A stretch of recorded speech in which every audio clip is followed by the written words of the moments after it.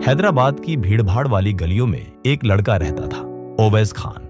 उम्र में छोटा मगर सपने बड़े थे। उसे दौड़ने का जुनून था। स्कूल में जब भी कोई दौड़ होती, ओवैस ही सबसे पहले आता। मोहल्ले के बच्चे उसे प्यार से रॉकेट कहते थे। उसकी माँ रुखसाना बेगम एक छोटे से कपड़े के कारखाने में काम करती थी और ओवैस के सपनों की इकलौती ताकत थी। ओवैस को बचपन से यकीन था कि एक दिन वो भारत की नेशनल एथलेटिक्स टीम में शामिल होगा। हर सुबह जल्दी उठता, जूते पहनता और गलियों में दौड़ता। लोग हैरान होकर देखते, इतना छोटा लड़का इतनी तेज कैसे दौड़ता है। फिर एक दिन जिंदगी ने ऐसा मोड़ लिया कि सारे सपने टूटकर बिखर गए। स्कूल से लौटते वक्त एक तेज रफ्तार ट्रक ने उसे टक्कर मार दी। जब ओवैस को होश आया, वो अस्पताल में था। डॉक्टरों ने कहा, तुम्हारा दायां पैर पूरी तरह से खराब हो चुका है, हमें उसे काटना पड़ेगा। माँ की आंखों में आंसू थे पर चेहरे पर हौसला था। उसने ओवैस का हाथ पकड़ा और कहा, बेटा, पैर गया है, हिम्मत नहीं, तू अब भी दौड़ सकता है। सपने वही होते हैं जो गिरने के बाद भी साथ रहे। पर ओवैस टूट चुका था। उसने स्कूल जाना बंद कर दिया, दोस्तों से मिलना छोड़ दिया, आईना देखना भी बंद कर दिया। एक दिन उसकी माँ ने उसे एक वीडियो दिखाई, एक अफ्रीकी एथलीट जिसके दोनों पैर नहीं थे, फिर भी वो दुनिया के सबसे बड़े रेस में भाग ले रहा था। वीडियो खत्म हुई, ओवैस की आंखों में नई चमक थी। अगर वो दौड़ सकता है तो मैं क्यों नहीं। उस दिन के बाद ओवैस ने खुद को फिर से ढूंढने का फैसला किया।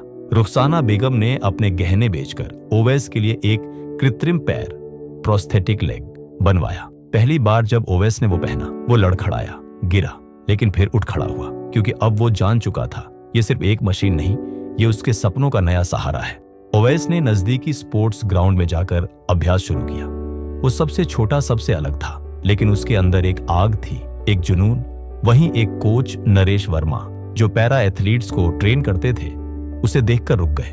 उन्होंने कहा, दौड़ शरीर से नहीं, जुनून से जीती जाती है। तुम्हारे अंदर वो जुनून है, बस उसे जलाए रखो। अब ओवैस रोज सुबह सूरज से पहले मैदान में होता। कभी बारिश, कभी गर्मी, कभी झक्म, मगर वो नहीं रुका। 3 महीने बाद ओवैस ने अपनी पहली इंटर स्कूल पैरा रेस में हिस्सा लिया। लोग हैरान थे, ये एक पैर वाला लड़का दौड़ेगा। रेस शुरू हुई। ओवैस शुरुआत में पीछे था। लोगों को लगा वो हार जाएगा, मगर आखिरी पलों में उसने पूरी ताकत झोंक दी और तीसरे नंबर पर आया। तालियों से स्टेडियम गूंज उठा। ओवैस ने सिर्फ रेस नहीं पूरी की थी, उसने अपने डर को हरा दिया था। ये उसका पहला सपना था जो सच हुआ। अब आया दूसरा सपना, दूसरों के लिए उम्मीद बनना। ओवैस ने एक छोटा सा संस्थान बनाया, नई राह। वहां वह उन बच्चों को ट्रेनिंग देता जो शारीरिक कमी के कारण जिंदगी से मायूस हो चुके थे। वो हर बच्चे से कहता, अगर तुम टूटे हो तो फिर से जुड़ भी सकते हो। जिंदगी हमें आजमाएगी जरूर, लेकिन हार वही मानता है जो कोशिश छोड़ देता है।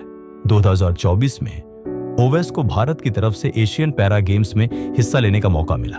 अब वो सिर्फ अपने लिए नहीं, हजारों जैसे बच्चों के लिए दौड़ रहा था। रेस के दिन दिल तेज धड़क रहा था। प्रतिद्वंदी सब स्वस्थ और अनुभवी थे, मगर ओवैस के पास था हौसला, मां की दुआ और टूटे हुए सपने को सच करने का जुनून। रेस शुरू हुई। हर कदम के साथ सांसें तेज होती गईं, मगर निगाहें मंजिल पर थीं। फिनिश लाइन पार करते ही वो दूसरा आया। पूरा देश गर्व से झूम उठा। ओवैस का चेहरा चमक रहा था। जब इंटरव्यू में पूछा गया, क्या आपको लगता है आप जीत गए, ओवैस मुस्कुराया और बोला, मैं तो उस दिन जीत गया था जिस दिन मैंने फिर से चलना शुरू किया था। आज तो बस दुनिया ने मान लिया। आज ओवैस की कहानी हजारों दिलों को रोशनी देती है। वो स्कूलों में, सोशल मीडिया पर, कम्युनिटी सेंटर्स में जाकर बच्चों को यही सिखाता है, शारीरिक कमी कभी भी सपनों की रुकावट नहीं बन सकती। सपने वो ही जीतते हैं जो गिर कर भी उठने का हौसला रखते हैं। अगर आपको ओवैस की कहानी ने प्रेरित किया हो तो कमेंट में सिर्फ इतना लिखिए, मैं कभी हार नहीं मानूंगा,